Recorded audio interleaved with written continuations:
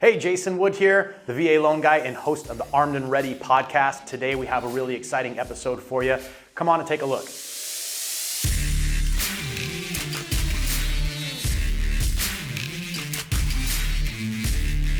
Hi, and welcome to another episode of the Armed and Ready podcast. I'm your host, Jason Wood, the VA loan guy.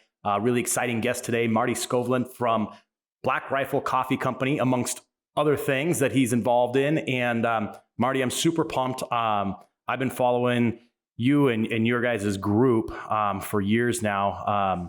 Primarily some of the videos you guys make just make me laugh. But I love what you guys are all about and just kind of that American spirit and stuff. So I wanted to, thank you and welcome you to the show and just talk about, your experience. You're involved in a ton of stuff. Obviously, you're in the military, you're in the Army, and just hear from you a little bit about your story. So I usually like to just ask people, what prompted you to even join the military? Yeah, well, first, thanks for having me on, Jason. And this is a pretty cool setup that you guys have. And I looked at some of your other previous guests, and I feel like I am in danger of possibly being your most uninteresting guest, but I'll do my best to try to overcome that. So I joined in 2004 and then left for basic in 2005. And, I grew up in South Dakota. So, I'm a pretty tall guy. I know you can't tell on the camera here, but my main thing growing up because of my height was, well, I'm either going to play for the Lakers or become an Army Ranger. And it became pretty clear by about my freshman or sophomore year of high school that Lakers probably wasn't in the cards. So I diverted my attention towards getting ready for the military. And that was, right around that time that my basketball aspirations started to fall apart. It was right about the time that 9/11 happened. And, I'm not going to be like the person that says like, oh, I was motivated to join because of 9/11, but certainly that cemented it at least, I still had a couple of years to go. I remember at that time, though, I started making plans to see if I could graduate from high school early because I was nervous that I would miss the war, which seems hilarious at this point. So, yeah, I went into the military and, 2005, went to Fort Benning. I enlisted in the Army as an infantryman with a Ranger contract and had a few bumps along the way. I got shot in basic training. I got food poisoning in airborne school. I fell off the fast rope tower in Ranger selection. Oh, geez. It was a pretty rough go there, but I eventually ended up making it over to SECO 1st Ranger Battalion in Savannah, Georgia. And that kind of started my military adventure. Didn't have much time at all by the time it wasn't, I guess, maybe a month and a half or so from the time I put my tan beret on for the first time, and I was in Iraq. So, wow. Pretty short flash to bang there. But yeah, ended up doing 3 deployments to Iraq, 2 to Afghanistan, and then towards the end of that, there I pretty much planned to stay in the military, but wanted to do some other things that I had become aware of, that I didn't know about before until I kind of got into the special operations community, but needed to take a break first. I was newly married. So my wife wanted to go back to Boston where she was from, and I wanted to stay in the Army. And so I figured, well, what's the one thing that you can go literally anywhere in the country for and still stay in the Army? And that was recruiting. So I volunteered to be a recruiter and did that for 3 years, which is a pretty unorthodox path for, people coming out of the Ranger Regiment. But it was a really good experience. I don't regret it at all, actually. And it's actually become, very useful in the sort of stuff that I do these days. But ended up getting out of the military in 2013. And I've kind of been off on a multimedia career path ever since then. Yeah, no, that's really cool. So I'm sure you have quite a bit of crazy stories and stuff from deployments and such. Anything you're allowed to talk about that you can share with us? No, I mean, I think the kind of the funny part is, and I would say that the Ranger Regiment is like one of the most OPSEC paranoid units, not just in the military, but even within the special operations community, But honestly, it's, there's only so many different ways you can do a raid, right? Like there's nothing too crazy about it. I think that the only difference in the Ranger Regiment is like, typically, they've got a little bit better, equipment to be able to do said raids with. And and the people you're going after are typically a little bit higher up the totem pole in many cases. But yeah, it was, of course, 5 trips, some were more exciting than others. And certainly I was not like, the dude that, there's like that Heraclitus quote about like, the 100 Spartans going in and you whittle your way down to, there's the one that brings them all back. Like I was not the one. I was like, hey, I hope you guys just keep me around for a while. Like, don't fire me. Okay. Like I like being here. Savannah's nice. I don't want to go to like Fort Hood or something and, get murdered. Right. So it was one of those things where like, it was definitely a good learning experience for me. I think I grew a lot as a person, and there's a lot of, the great part about being in a place like that where you're around so many different competitive people that are literally the best in the world at what they do. Many of them go on to, the Army's premier special missions unit and go up to do just incredible things. And I just, consider myself so lucky to have served alongside those guys and been able to learn from them and see their example and try to live up to, somebody that, deserved to stand in the same formation as them, Right. But yeah, deployments, there's, I don't know, there's not, nothing too crazy. I don't think. Like I was never in like a knockdown drag out, like, Mogadishu or Normandy style, firefight or anything like that. A lot of our stuff it was almost exclusively done at night, I guess. And so you always kind of had that element of surprise with you. And it made for, it was just really fun to go to war. I loved being in the military, but the parts that I loved most were being able to deploy and actually do the job and, ride in helicopters and, go do the stuff that you kind of envision your stuff doing. A lot of what you do in the training cycle and back home is kind of like, the Army's the Army, right? Like, in the military is the military. It's, not every day is incredible, and you find yourself doing a lot of things that you just didn't even know you would have to do in the military when you joined up. So I definitely lived for the deployments, and it was like I said, like I hate saying that about war because it impacts people in so many different ways. Many of them negatively, whether you're talking about the American or coalition participants in war, or the local Iraqis or Afghans or whatever theater you're talking about. There's so many negative impacts of war, but honest to God, man, like it was fun for me. I was one of those guys at the time when we were talking about the SOFA agreement and winding down the wars, back then. I was like, oh man, I don't know if I want to be in the Army if there's not a war going on, and that actually heavily influenced my decision to go like, okay, I could step away for a second and go do this recruiting thing and let my wife be closer to her family and get her career started, because I thought things were winding down. And that couldn't have been further from the truth at the time. Not then, not now. Right. So, yeah, really an interesting time. Yeah. Well, it's interesting. I hear that a lot from people too, is, being able to apply their training, right? there's, you can only train so much before, the whole reason you're doing is to apply it. And that's why you're doing it. Right. And that's, for a lot of guys, that's the passion. So, yeah, I agree with you. It's not necessarily probably the most fun thing to say that you enjoyed it, but we got to face it. That's what a lot of the guys and gals that are in the military, they're training to do that, right? They're training to go to war. Yeah, the heart wants what the heart wants. Yeah, absolutely.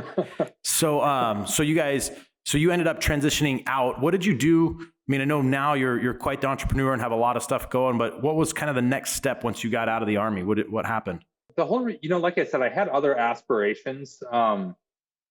But, the thing at the time was I, wrote this thing that was just kind of came from like a reoccurring memory that I had from my 4th deployment. And it's kind of like just this description of a Ranger getting ready to go on a mission. So I wrote that one night. I was, on recruiting duty and probably feeling a little bit nostalgic and maybe the better part of the way through a case of beer. So, I put that together and kind of, I got done with it and I thought it wasn't half bad, in my, at the time, very untrained writer's eye, or editor's eye. I didn't know. But, put it on social media and it actually ended up going kind of like, I don't want to say like viral, but like viral through the military community. Right. Right. A lot of people identified with it, both Rangers and other people, and even other, just anybody who served in the military, there was things that they could kind of pick out. And, I had a lot of people that were asking for me to like, put it on a shirt or on a poster or something like that. And so I was like, oh man, maybe I could start a little side gig here. And this was before really there was this entire onslaught of like veteran apparel companies and things like that. It was like, Ranger Up was around and that was pretty much it. Right. Right. This was pre Article 15, pre Matt Best and, all that sort of stuff. Matt was still out there, banging heads together and doing work. So it was kind of just this thing that I thought maybe I could make an extra few bucks doing, and ended up doing really well. That for my last year in the Army, I ended up having this business that just kind of exploded on me, making shirts and posters and art prints and some things like that. And it did well enough that I was like, my reenlistment was coming up. I'd already taken the D Lab to transition over to. My plan was to go switch my MLS over to be a crypto linguist, and I had everything set for that. But there's just this whole thing of like, man, this is doing really well. I wonder if I'm going to regret setting this aside to go further my military career. And so I, ended up separating from the military and pursuing that full time. And really all that was I found out in relatively short order, another couple of years, right? I liked writing and storytelling, via like, we'd started a company blog, and then that kind of took on a life of its own. And we did a documentary that won a film festival. We did a short film that won a film festival. We did these different things that I'd never even been exposed to before. And now all of a sudden I found myself going like, man, I just want to like write stories, take pictures, make movies, whatever I can in this, whatever, venue in the storytelling community I can find a spot. Like I want to do that. And so, we kind of split up the company a little bit, and there's parts of it that are still around. Like Havoc Journal is still alive and well and doing some cool stuff. And I just, went, full time into, trying to what actually ended up being, turning into a journalist and doing more film stuff. And, did a History Channel show, and there's all these opportunities that opened up to me once I started to devote my efforts full time to that. Yeah. That storytelling passion. And now I, run Coffee or Die for Black Rifle Coffee, which is kind of definitely over the past couple of years taken on a life of its own again. Yeah. Yeah. And that's kind of where I, found you guys and stuff is, Black Rifle. I got introduced, a friend of mine shared with me a video, 3 or 4 years ago. And I can't recall the deals, but I just remember it was hilarious. And so then I started following you guys and stuff, and, now I have a coffee subscription and I'm a member, but, Thank you. Yeah, absolutely. I think my shipment's arriving today actually. But yeah, it's been really cool. And I think one of my favorite parts about it is you guys are like, you're unapologetic for like your patriotism and just, that kind of, that like American spirit, and and that warrior in all you guys. And that part is really, really cool to me. I think, society kind of tries to clamp that down a little bit on us, at least over the last decade or so. But I just love kind of that oorah spirit you guys have, and just always promoting that. So tell me a little bit about, how the coffee company came to be, and how, it's a group of you guys. I think, everyone is a veteran and has their own different contributions to, but how did that kind of like group form, and how did you guys create this? Yeah. So, I mean, it's really interesting how far, they started it at the end of 2014. And so it's just now coming up on 6 years old this November, actually. And it's really incredible, something that started in Evan Hafer. He's the CEO and founder. Something that literally started in his garage with a little, 1 pound coffee roaster, doing the packaging himself and everything, to today about 400 employees and, multiple retail locations, and finding this stuff in Walmart and Bass Pro and, whatever gas station you walk into. It's like, it's really incredible. And out of those 400 people, still kind of staying true to that goal of making a community for veterans. It's, about 50% of the company is a military veteran, and many more that are first responders and or spouses of veterans, or it's just such a great community and a great family that's been built around this brand, and but yeah, so it started, like you said, at the end of 2014 with Evan linking up with Matt Best and Jared Taylor to bring them into it. And I think the first bag of coffee they sold wasn't even called Black Rifle Coffee. It was it was like called Freedom Roast, I think. And they sold that through Matt and Jared's Article 15 website, and it sold out immediately. And I think that's when they said, okay, there's something here. And they went to work, building a company. And I certainly don't want to speak for the guys that founded it. I'm proud to have kind of have a front seat, I think, to them building this. I was able to be in, their first commercial, and I've known the guys since, a little while before the company started, and just kind of saw this entire evolution. And I think I've just always kind of been their go-to word nerd along the way of like every time they needed a blog post or something like that is pretty cool, or to hop in something. So I didn't become a full-time employee until about 3 years ago. So it's been pretty interesting to see the evolution along the way. And it's honestly, it's been kind of a masterclass in business and marketing and how to scale a company. Like, everybody sees Evan and Matt and Jared and Logan, the different personalities involved. They see them for the funny videos and the public personas that are there. And they are those people, don't get me wrong. But then there's this whole other side that you don't see during, marketing meetings or product development meetings, or talking to coffee producers in Central America. And it's just fascinating seeing these guys who they were just knuckle draggers like the rest of us, but have now created this behemoth of a company that's not just selling a product, but also, selling this idea that blatantly tries to inform, entertain, educate.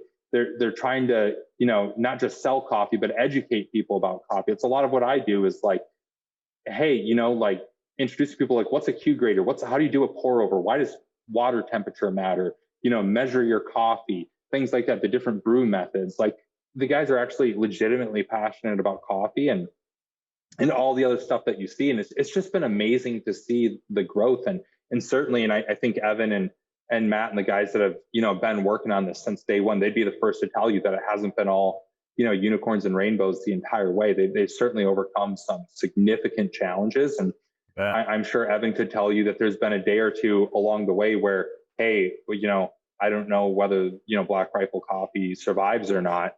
But I think when you look at it in retrospect now, you're like, well, of course it would. It's such a great idea. And look at the people running it. And like, of course it's doing this. Sure. But, when you don't have that retrospect, when you're the person that's living in the trenches, that, I don't think you necessarily see that. And I just can't, I can't, praise those guys enough for like, man, just having the balls to do it, there's so many different times that they could have said, hey, we've grown it.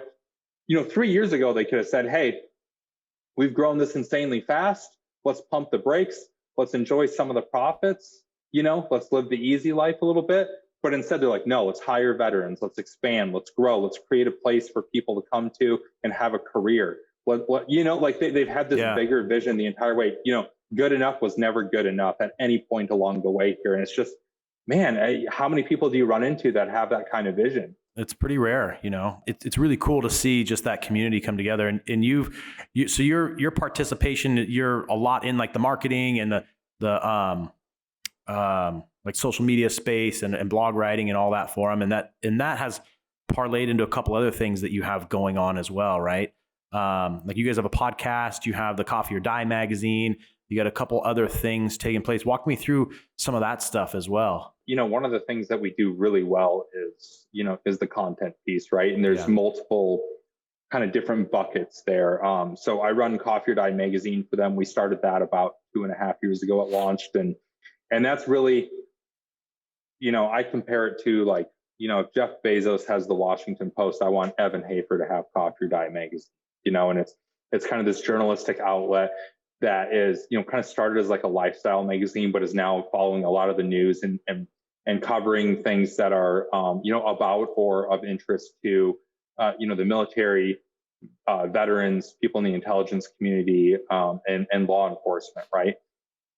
And so we've done everything from, actually the big story that we launched the publication on was I went out and embedded with Special Forces ODA in Eastern Afghanistan a couple of years ago and came back and, we put, a feature length story together, did a video, everything. And that was what we launched on. And we're still doing kind of, risky stuff like that, where even this year with the civil unrest in the country and everything, we had multiple reporters going out into the thick of the protests, getting pelted with rubber bullets and CS gas and stuff, and reporting on these stories. It's been a tenet of this from the get-go of like, hey, a lot of us are people that came from, deploying to war zones and stuff. And now it's like, we set down our rifle and picked up a camera. We still pick up the rifle on weekends and stuff, but like as far as our job is concerned, it's we're out there capturing the story and bringing things to light and telling stories about people that we think are important to tell and reporting on things that we think are important to the community. So that's been really cool. And then the other aspects of it's like, there's they got the Free Range American podcast that they just launched, and we just launched a sister publication to go along with that podcast that will be it's the same writing staff that we have on Coffee or Die magazine that'll now be running the Free Range America one as well. And, we actually brought over an awesome guy, Mike Shea, who kind of comes from the Field and Stream outdoor life, that space as a, veteran reporter. Yeah. Who's going to come over and really elevate our game on that front. And so we got a lot of things there too. And we've got, Logan Stark, who, there's not a piece of content he doesn't touch within the company. He's largely responsible for these, we do these BRCC Presents and It's Who We Are videos that are just, incredible. They're like little mini documentaries that, again, are just highlighting some great people. And that's all the other stuff. And then, of course, everybody knows about the humorous videos, the skits and things like that. I think everybody knows about that. And, I'll just, say about that too. Again, it's a lot more work than what it looks like for those guys to pull that off and to continuously, keep that creative juice flowing over the course of years and not just be one hit wonders. It's like you're still putting out hilarious stuff to this day. And the fact that this is all going on, everything from hard hitting reporting to, dick jokes to, serious documentary profiles and kind of in podcast, this is all happening under the umbrella of a coffee company. Like who, when did Folgers ever do that? When did Maxwell House ever do that? Yeah. It's actually pretty incredible, I think. Yeah. I'm biased, of course, but like, sure, I'm going to go ahead and say it's pretty incredible that a coffee company is doing this. Yeah, it's really incredible. Well, and like you're mentioning, like that content that's all surrounding it is such, it built the brand, right? And and that's such an important piece, I think, for companies and businesses today is really, what is your brand? And how are you building it? And how are you attracting people to it? Like basically, how are you marketing it, right? And and there's nothing more important than that content creation right now. Video stuff, blog stuff, all of that has a piece, I think, in building that brand and growing the company. So, I mean, I find that stuff super fascinating. Obviously, I have a podcast and, working on building my personal brand in the VA loan space and all that. So, a lot of that resonates because I'm always working towards and trying to focus more on, what other kind of content can I provide and create and stuff like that to help, create that awareness. Yeah, it's not easy. It takes a lot of work. And I mean, I'm sure seeing it yourself right now, like, man, there's a lot more that goes into this stuff. I even see you guys, setting up just before this podcast. It's like, people don't see that side of it. There's a lot that goes into putting out a quality piece of content. Yeah. I guess, you guys have built quite a bit in that's going on right now, but what would you say for somebody who is, in the military and they're transitioning to the civilian life? What kind of, I don't know, advice or lessons could you share with them to help? I mean, obviously you're not going to go from being in the military today to tomorrow running a 400 person company, right? I mean, there's obviously a growth to it, but, and there's speed bumps and hurdles along the way that I'm sure you guys have hit and might advise some people like, hey, watch out for this kind of thing. What kind of advice could you share with people? Yeah, I mean, I think when you're getting out of the military, it's, really good to have a PACE plan, primary, alternate, contingency, emergency, like have those set up for what you plan to do, not just financially, but, your career goals or whatever you're trying to transition to.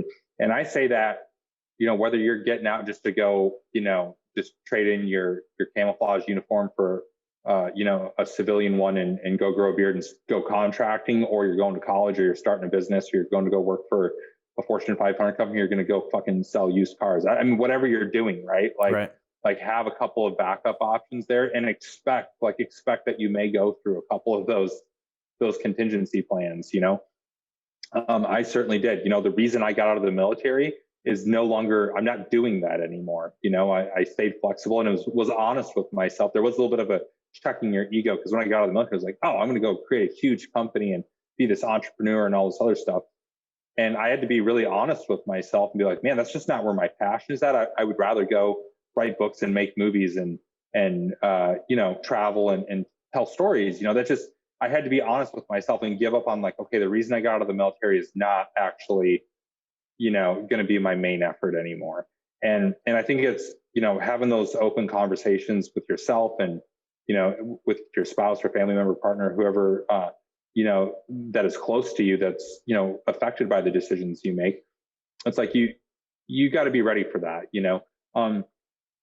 but some of the other things too is, when you do make a plan, if your plan is to get out and go to college, like get out and go to college, then use your GI Bill, set yourself up, use that time. And I actually, I look at, it's almost like when you're leaving high school, there's all these high school kids that leaving, they go to college and they talk about, hey, that first couple of years, I was just trying to figure out what I even wanted to do with my life, Right. I think it's almost like that when you're getting out of the military to a certain degree, especially if you're somebody that's getting out in your mid 20s or late 20s, even, certainly it's a little bit different situation if you're retiring at 45 after a 25 year career in the military. Yeah. That's certainly a little bit different, but a lot of the things actually still apply. The transition hurdles are still there, but treat those first couple of years of like, hey, let's go try to do some stuff. And if going to college for free is a way for you to figure out what you're passionate about, like, dude, at least you're not paying, tens of thousands of dollars for it, like the kids coming straight out of high school are. You can go get an education and still kind of figure yourself out, or what this new version of yourself is going to be, or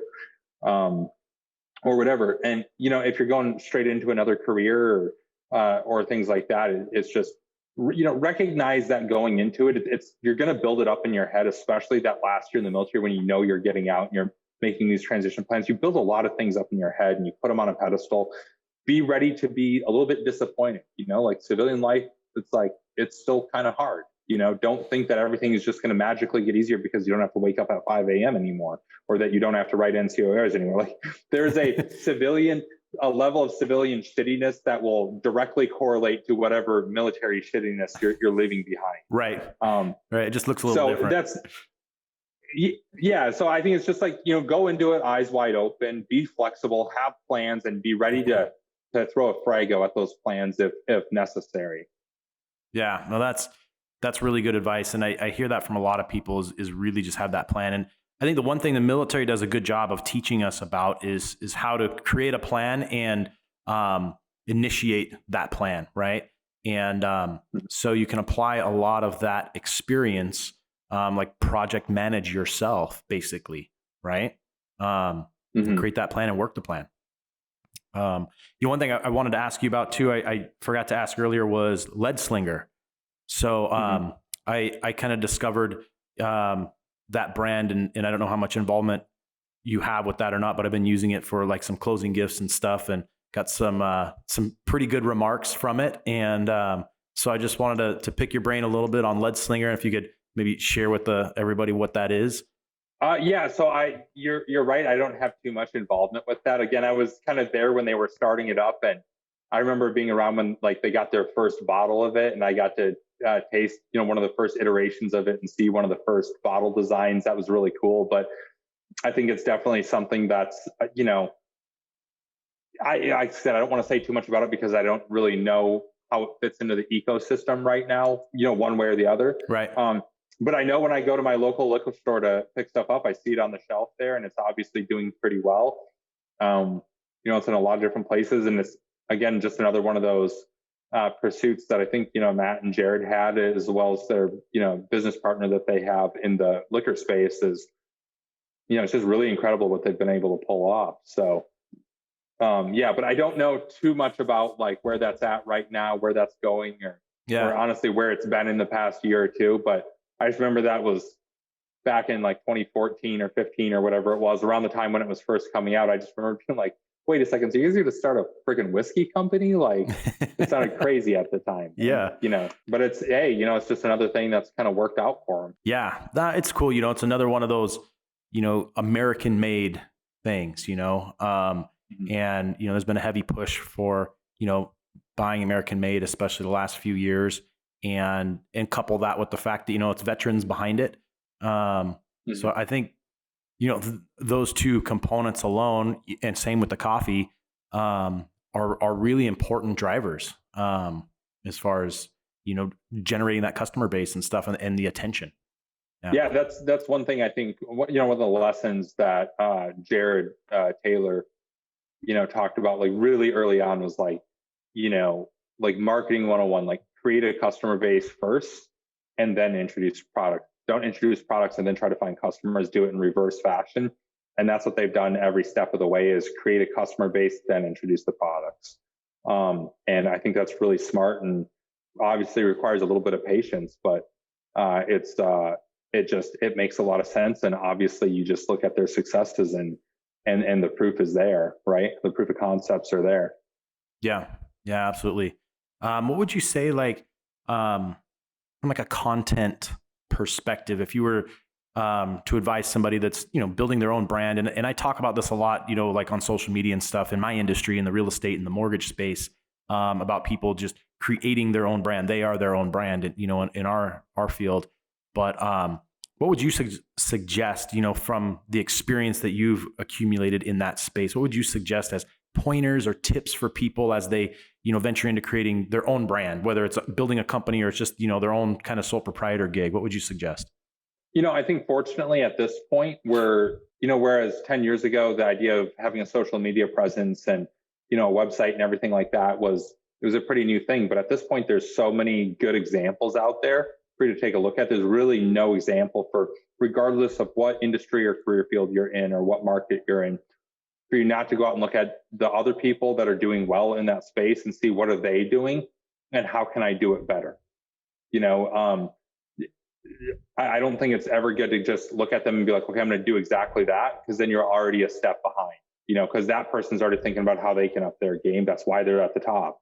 So you need to take a look at, okay, what are they doing? How can I do it better? And start implementing those things, and you know, be willing to accept that your initial hypothesis didn't work out, you know, but you have to do that. And I think it really starts with just having a mission statement. If you know, building a brand is no different than building anything else, like, or doing anything else. It's like, have a mission statement for yourself, and everything that you do should be able to tie back into that mission statement somehow. Right. And I think that's just hugely important with building a brand and building a following and doing all that stuff. And certainly, you know, I've been concerned with, you know, kind of establishing myself as my own brand and everything like that, is just as far as like being a journalist and a storyteller, and, you know, being able to sell a book or get somebody to read an article. You know, those are all important things, but even I don't do it as well as, you know, say Matt or Jared or those guys. I mean, they are massively successful and have the playbook down. But I know for them, it just starts with, like, you know, having a mission statement and, you know, having a plan in place, executing it, you know, looking at what other people are doing and figuring out how to do it better. And then holding yourself to really high standards. You know, I can't tell you how many things don't get posted, how many videos have been made that didn't go live. You know, they are absolutely brutal in their, in their endeavor to only put out things that are the absolute best representation of them and their talents and what they bring to the table. So there's a lot of stuff that gets left on the cutting room floor. I don't think anybody, whether it's, you know, building a, you know, an Instagram following or launching a website or anything like that, it's like, you should be looking at, like, what do I need to do to make this best in class? And then not settling for anything else. And not, you know, there's this idea in business about minimum viable product. And I think that applies to some places, but you can control what you put on your social media account. I don't think there's such thing as minimum viable product when it comes to that stuff. Like, go out there and you know, do it and hold yourself to a high standard. And you know, as long as you're kind of loyal to that niche that you find, whatever niche you're in or whatever market you're in, you know, make sure you're just being genuine to whoever your prospective followers are. And, you know, again, that's, I think, the big reason for Black Rifle success is they've never forgot who they sold that first bag of coffee to, or those first 100 bags to. And that's who they continue to try to be loyal to, while still casting a wider and wider net. Sure. But never turn your back on the people that you initially, were trying to, sell to or be among in their community. Yeah, that's right. And you hit on a topic there too, which was, being consistent with it.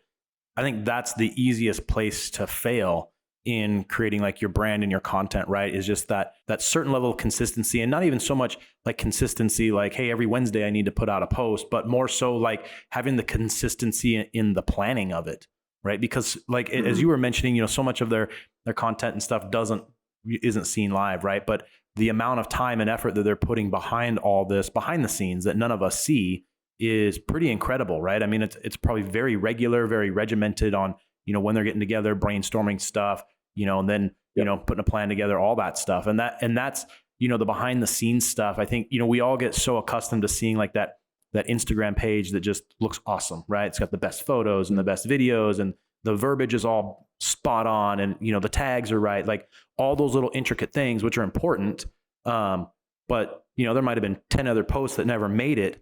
When that one did. Yeah, all of those elements were very much on purpose. If it looks good and you think it looks awesome, that means it was on purpose. You don't put out awesome stuff on accident, Exactly. I think that's a huge thing, is like, yeah, those people, you see some of these photography accounts that are out there that do really well. It's like, man, they, absolutely crush themselves trying to find the perfect still to put on their Instagram grid, It just like, we'll spend days on it. And that's, again, I think that's like, comes down to just like, hold yourself to a high standard, that stuff doesn't come easy. It's not going to necessarily be your first attempt or your 10th attempt that makes it happen. Well, Marty, I want to just say thanks. I was super excited to get a chance to have you on here, and you're sure doing a lot of stuff, and appreciate your service. And thank you for just sharing like your knowledge and what you guys are up to with our audience. I know it'll be super valuable to them, and love to have you back on the show one of these days too. Yeah, 100%. Anytime. Thanks for having me on. Awesome. Thanks, man. Thanks for tuning in to the Armed and Ready podcast today. As always, if you have any questions, visit me on valonguy.us.